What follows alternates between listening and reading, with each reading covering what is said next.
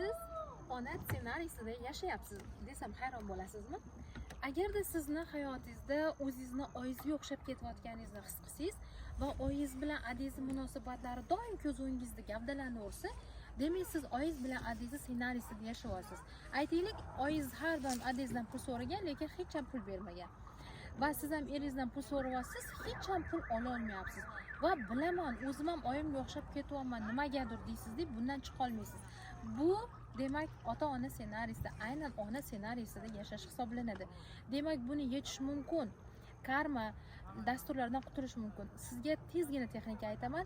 Men onamni darslaridan dars olib oldim va bu darslar menga kerak emas. Buni oyi o'zingizga qaytarib beraman. Men bugundan boshlab o'zimni hayotimni o'zim yaratuvchiman. Ota-onam menga ko'rsatdi modelni, lekin bu modeldan men to'g'ri xulosa chiqarib olib, o'zimni modelimni yaratdim. Bugundan boshlab men siz emasman, siz men emassiz.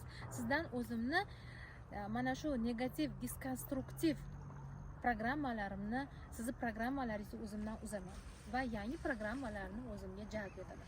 Agarda yanada ko'proq shunaqa ma'lumotlar va darslar kerak bo'lsa, albatta men Gulnora Sobitova psixolog ongi osti dasturchisini profiliga obuna bo'ling va ongim shifokorim kursimizda qatnashing.